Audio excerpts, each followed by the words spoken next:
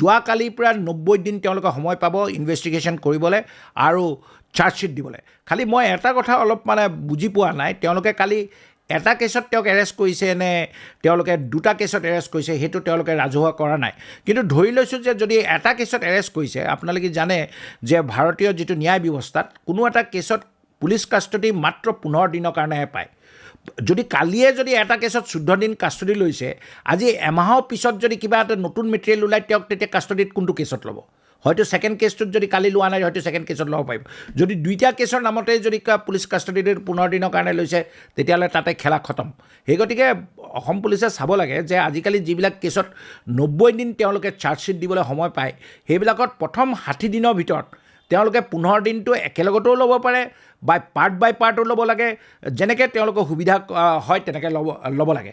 আচলমতে কি হয়, তেওঁলোকে মই ভাবোঁ যে তেওঁলোকৰ যিটো চাইবাৰ চেল আছে, এইবিলাক ছ'চিয়েল মিডিয়া চাই পেলাই তেওঁলোকে ইনভেষ্টিগেশ্যনটো তেওঁলোকে চলাব নালাগে। এইটো মানে মানুহে বহুত কথা কয় আৰু ছ'চিয়েল মিডিয়াত বহুত ধৰণৰ ফেক নিউজ আছে। কিন্তু ষ্টিল মই ভাবোঁ যেনেকৈ যোৱাকালি CID যিজন মেইন ডিপাৰ্টমেণ্টেল হেডজনে প্ৰেছত তেওঁ এটা বাইট এটা দিছে যে কি ধৰণে ইনভেষ্টিগেশ্যনটো হৈছে।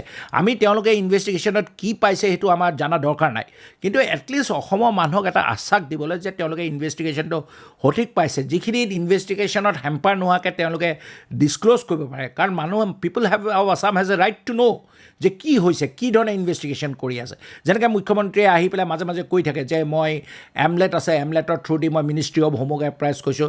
তাৰপিছত হয়তো ছিংগাপুৰ এটৰ্নি জেনেৰেললৈ যাব, এটৰ্নি জেনেৰেলে তেওঁলোকৰ গভৰ্ণমেণ্টৰ পৰা পাৰ্মিশ্যন ল'ব যে এভিডেঞ্চবিলাক শ্বেয়াৰ কৰিব পাৰে নোৱাৰে। দ্বিতীয়তে কথা হ'ল যে লেটাৰ ৰগেটৰী বা লেটাৰ অফ ৰিকুৱেষ্ট, সেইখন প্ৰথমতে মিনিষ্ট্ৰী অফ হোমক যাব লাগিব। মিনিষ্ট্ৰী অফ হোমে যদি পাৰ্মিশ্যন দিয়ে তেতিয়া on the basis of letter rogatory তেওঁলোকে ইয়াৰ যিজন চিফ জুডিচিয়েল মেজিষ্ট্ৰেটৰ কোৰ্ট আছে তাতে এপ্লিকেশ্যন দাখিল কৰি তাৰপিছত তেওঁলোকে তথ্যবিলাক ল'ব।